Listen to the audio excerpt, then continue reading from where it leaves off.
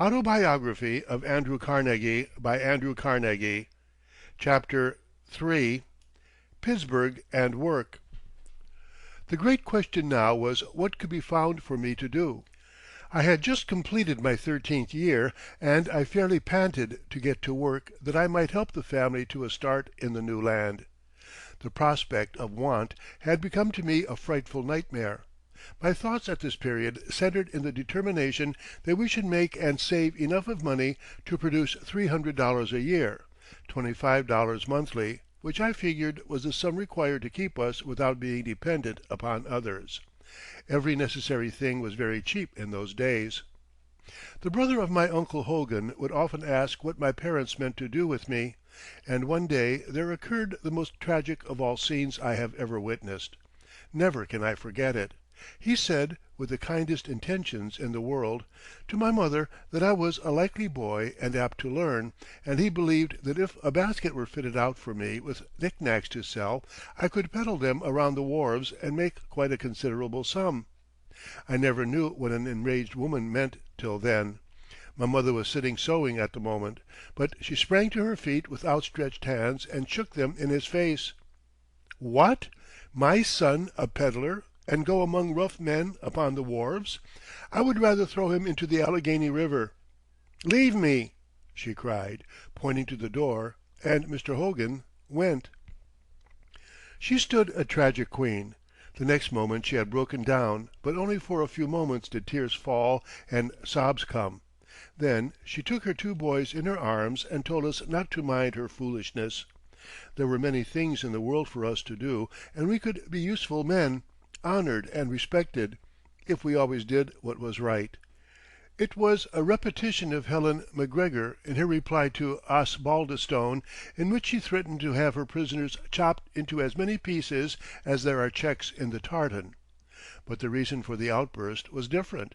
It was not because the occupation suggested was peaceful labor, for we were taught that idleness was disgraceful, but because the suggested occupation was somewhat vagrant in character and not entirely respectable in her eyes. Better death! Yes, mother would have taken her two boys, one under each arm, and perished with them, rather than they should mingle with low company in their extreme youth.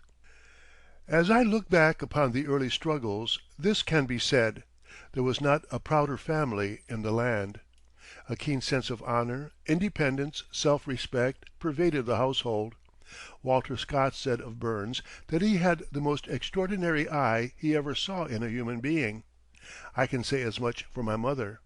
As Burns has it, her eye even turned on empty space, beamed keen with honor. Anything low, mean, deceitful, shifty, coarse, underhand, or gossipy was foreign to that heroic soul. Tom and I could not help growing up respectable characters, having such a mother and such a father. For the father, too, was one of nature's noblemen, beloved by all, a saint. Soon after this incident my father found it necessary to give up hand-loom weaving and to enter the cotton factory of Mr. Blackstock, an old Scotsman in Allegheny City, where we lived. In this factory he also obtained for me a position as bobbin boy, and my first work was done there at $1.20 per week. It was a hard life.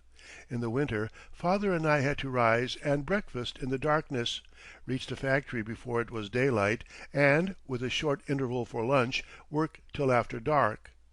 The hours hung heavily upon me, and in the work itself I took no pleasure. But the cloud had a silver lining, as it gave me the feeling that I was doing something for my world, our family. I have made millions since, but none of those millions gave me such happiness as my first week's earnings. I was now a helper of the family, a breadwinner, and no longer a total charge upon my parents. Often had I heard my father's beautiful singing of the Boatie Rose, and often I longed to fulfill the last lines of the verse: "When Alec, Jock, and Jeanetty are up and got their lair, they'll serve to gar the boatie row and lichten a' our care." I was going to make our tiny craft skim. It should be noted here that Alec, Jock, and Jeanetty were first to get their education. Scotland was the first country that required all parents, high or low, to educate their children, and established the parish public schools. Soon after this Mr. John Hay, a fellow Scotch manufacturer of bobbins in Allegheny City, needed a boy, and asked whether I would not go into his service.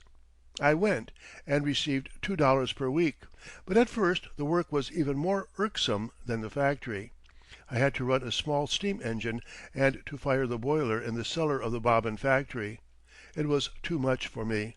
I found myself night after night sitting up in bed trying the steam gauges, fearing at one time that the steam was too low and that the workers above would complain that they had not power enough, and at another time that the steam was too high and that the boiler might burst. But all this it was a matter of honor to conceal from my parents. They had their own troubles and bore them. I must play the man and bear mine. My hopes were high, and I looked every day for some change to take place. What it was to be I knew not, but that it would come I felt certain if I kept on. Besides, at this date I was not beyond asking myself what Wallace would have done, and what a Scotsman ought to do. Of one thing I was sure, he ought never to give up. One day the chance came. Mr. Hay had to make out some bills. He had no clerk, and was himself a poor penman. He asked me what kind of hand I could write, and gave me some writing to do. The result pleased him, and he found it convenient thereafter to let me make out his bills. I was also good at figures, and he soon found it to be to his interest, and besides, dear old man, I believe he was moved by good feeling toward the white-haired boy, for he had a kind heart and was Scotch and wished to relieve me from the engine, to put me at other things, less objectionable except in one feature. It now became my duty to bathe the newly made spools in vats of oil. Fortunately there was a room reserved for this purpose, and I was alone, but not all the resolution I could muster, nor all the indignation I felt at my own weakness, prevented my stomach from behaving in a most perverse way. I never succeeded in overcoming the nausea produced by the smell of the oil.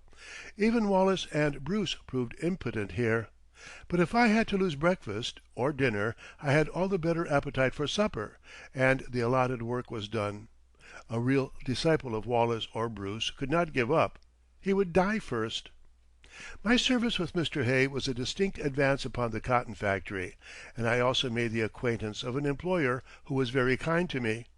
Mr. Hay kept his books in single entry, and I was able to handle them for him. But hearing that all great firms kept their books in double entry, and after talking over the matter with my companions, John Phipps, Thomas N. Miller, and William Cowley, we all determined to attend night school during the winter and learn the larger system. So the four of us went to a Mr. Williams in Pittsburgh and learned double entry bookkeeping. One evening, early in 1850, when I returned home from work, I was told that Mr. David Brooks, manager of the telegraph office, had asked my Uncle Hogan if he knew where a good boy could be found to act as messenger. Mr. Brooks and my uncle were enthusiastic draught players, and it was over a game of draughts that this important inquiry was made. Upon such trifles do the most momentous consequences hang. A word, a look, an accent may affect the destiny not only of individuals but of nations. He is a bold man who calls anything a trifle. Who was it who, being advised to disregard trifles, said he always would if any one could tell him what a trifle was? The young should remember that upon trifles the best gifts of the gods often hang. My uncle mentioned my name and said he would see whether I would take the position. I remember so well the family council that was held. Of course I was wild with delight. No bird that ever was confined in a cage longed for freedom more than I. Mother favored, but father was disposed to deny my wish. It would prove too much for me, he said. I was too young and too small. For the $2.50 per week offered, it was evident that a much larger boy was expected. Late at night I might be required to run out into the country with a telegram, and there would be dangers to encounter. Upon the whole, my father said that it was best that I should remain where I was. He subsequently withdrew his objection so far as to give me leave to try, and I believe he went to Mr. Hay and consulted with him. Mr. Hay thought it would be for my advantage, and although, as he said, it would be an inconvenience to him, still he advised that I should try, and if I failed he was kind enough to say that my old place would be open for me. This being decided, I was asked to go over the river to Pittsburgh and call on Mr. Brooks. My father wished to go with me, and it was settled that he should accompany me as far as the telegraph office, on the corner of Fourth and Wood Streets. It was a bright, sunshiny morning, and this augured well. Father and I walked over from Allegheny to Pittsburgh, a distance of nearly 2 miles from our house. Arrived at the door, I asked father to wait outside. I insisted upon going alone upstairs to the second or operating floor to see the great man and learn my fate. I was led to this, perhaps, because I had by that time begun to consider myself something of an American. At first boys used to call me Scotchy, Scotchy, and I answered, "Yes, I'm Scotch, and I'm proud of the name." But in speech and in address the broad Scotch had been worn off to a slight extent, and I imagined that I could make a smarter showing if alone with Mr. Brooks than if my good old Scotch father were present, perhaps to smile at my airs. I was dressed in my one white linen shirt, which was usually kept sacred for the Sabbath day, my blue roundabout, and my whole Sunday suit. I had at that time, and for a few weeks after I entered the telegraph service, but one linen suit of summer clothing, and every Saturday night, no matter if that was my night on duty and I did not return till near midnight, my mother washed those clothes and ironed them, and I put them on fresh on Sabbath morning. There was nothing that heroine did not do in the struggle we were making for elbow room in the Western world. Father's long factory hours tried his strength, but he too fought the good fight like a hero and never failed to encourage me. The interview was successful. I took care to explain that I did not know Pittsburgh, that perhaps I would not do, would not be strong enough, but all I wanted was a trial. He asked me how soon I could come, and I said that I could stay now if I wanted. And looking back over the circumstance, I think that answer might well be pondered by young men. It is a great mistake not to seize the opportunity. The position was offered to me. Something might occur. Some other boy might be sent for. Having got myself in, I proposed to stay there if I could. Mr. Brooks very kindly called the other boy, for it was an additional messenger that was wanted, and asked him to show me about, and let me go with him and learn the business. I soon found opportunity to run down to the corner of the street and tell my father that it was all right, and to go home and tell mother that I had got the situation. And that is how, in 1850, I got my first real start in life. From the dark cellar, running a steam engine at $2 a week, begrimed with coal dirt, without a trace of the elevating influences of life, I was lifted into paradise. Yes, heaven, as it seemed to me, with newspapers, pens, pencils, and sunshine about me. There was scarcely a minute in which I could not learn something, or find out how much there was to learn, and how little I knew. I felt that my foot was upon the ladder, and that I was bound to climb. I had only one fear, and that was that I could not learn quickly enough the addresses of the various business houses to which messages had to be delivered. I therefore began to note the signs of these houses up one side of the street and down the other. At night I exercised my memory by naming in succession the various firms. Before long I could shut my eyes and, beginning at the foot of a business street, call off the names of the firms in proper order along one side to the top of the street, then crossing on the other side, go down in regular order to the foot again. The next step was to know the men themselves, for it gave a messenger a great advantage, and often saved a long journey, if he knew members or employees of firms. He might meet one of these going direct to his office. It was reckoned a great triumph among the boys to deliver a message upon the street. And there was the additional satisfaction to the boy himself that a great man, and most men are great to messengers, stopped upon the street in this way, seldom failed to note the boy and compliment him. The Pittsburgh of 1850 was very different from what it has since become. It had not yet recovered from the great fire which destroyed the entire business portion of the city on April 10, 1845. The houses were mainly of wood, a few only were of brick, and not one was fireproof. The entire population in and around Pittsburgh was not over 40,000. The business portion of the city did not extend as far as Fifth Avenue, which was then a very quiet street, remarkable only for having the theater upon it. Federal Street, Allegheny, consisted of straggling business houses with great open spaces between them, and I remember skating upon ponds in the very heart of the present Fifth Ward. The site of our Union Iron Mills was then, and many years later, a cabbage garden. General Robinson, to whom I delivered many a telegraph message, was the first white child born west of the Ohio River. I saw the first telegraph line stretched from the east into the city, and at a later date I also saw the first locomotive, for the Ohio and Pennsylvania Railroad, brought by canal from Philadelphia and unloaded from a scow in Allegheny City. There was no direct railway communication to the east. Passengers took the canal to the foot of the Allegheny Mountains, over which they were transported to Hollidaysburg, a distance of 30 miles, by rail, thence by canal again to Columbia, and then 81 miles by rail to Philadelphia, a journey which occupied 3 days. The great event of the day in Pittsburgh at that time was the arrival and departure of the steam packet to and from Cincinnati, for daily communication had been established. The business of the city was largely that of forwarding merchandise east and west, for it was the great transfer station from river to canal. A rolling mill had begun to roll iron, but not a ton of pig metal was made, and not a ton of steel, for many a year thereafter. The pig iron manufacture at first was a total failure because of the lack of proper fuel, although the most valuable deposit of coking coal in the world lay within a few miles, as much undreamt of for coke to smelt ironstone as the stores of natural gas which had for ages lain untouched under the city. There were at that time not half a dozen carriage people in the town, and not for many years after was the attempt made to introduce livery, even for a coachman. As late as 1861, perhaps the most notable financial event which had occurred in the annals of Pittsburgh was the retirement from business of Mr. Fahnestock, with the enormous sum of $174,000 paid by his partners for his interest.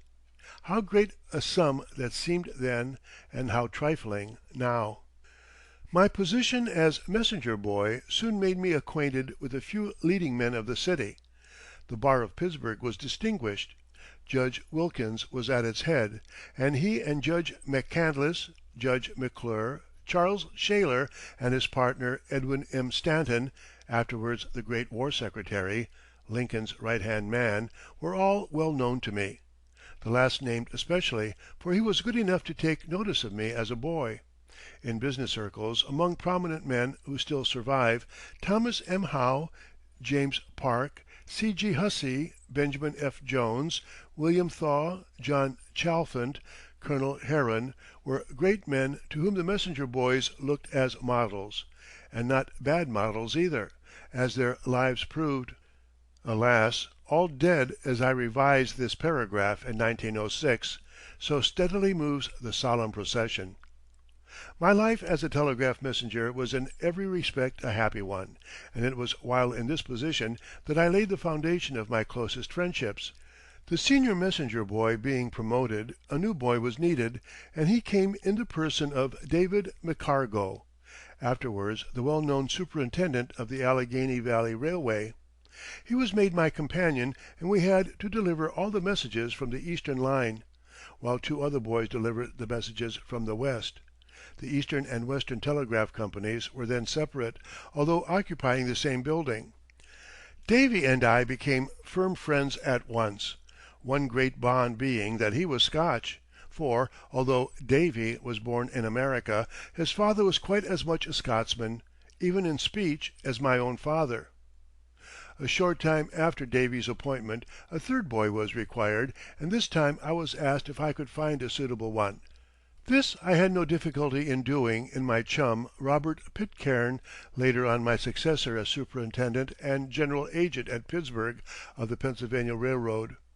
Robert, like myself, was not only Scotch, but Scotch born, so that Davy, Bob, and Andy became the three Scotch boys who delivered all the messages of the Eastern Telegraph line in Pittsburgh, for the then magnificent salary of $2.50 per week. It was the duty of the boys to sweep the office each morning, and this we did in turn, so it will be seen that we all began at the bottom. Hon. H. W. Oliver, head of the great manufacturing firm of Oliver Brothers, and W. C. Moreland, city solicitor, subsequently joined the corps and started in the same fashion. It is not the rich man's son that the young struggler for advancement has to fear in the race of life, nor his nephew, nor his cousin. Let him look out for the dark horse in the boy who begins by sweeping out the office. A messenger boy in those days had many pleasures. There were wholesale fruit stores, where a pocketful of apples was sometimes to be had for the prompt delivery of a message; bakers' and confectioners' shops, where sweet cakes were sometimes given to him. He met with very kind men, to whom he looked up with respect. They spoke a pleasant word and complimented him on his promptness, perhaps asked him to deliver a message on the way back to the office. I do not know a situation in which a boy is more apt to attract attention, which is all a really clever boy requires in order to rise. Wise men are always looking out for clever boys. One great excitement of this life was the extra charge of 10 cents which we were permitted to collect for messages delivered beyond a certain limit. These dime messages, as might be expected, were anxiously watched, and quarrels arose among us as to the right of delivery. In some cases, it was alleged, boys had now and then taken a dime message out of turn. This was the only cause of serious trouble among us. By way of settlement, I proposed that we should pool these messages and divide the cash equally at the end of each week. I was appointed treasurer. Peace and good humor reigned ever afterwards. This pooling of extra earnings, not being intended to create artificial prices, was really cooperation. It was my first essay in financial organization. The boys considered that they had a perfect right to spend these dividends, and the adjoining confectioner's shop had running accounts with most of them. The accounts were sometimes greatly overdrawn. The treasurer had accordingly to notify the confectioner, which he did in due form, that he would not be responsible for any debts contracted by the too hungry and greedy boys.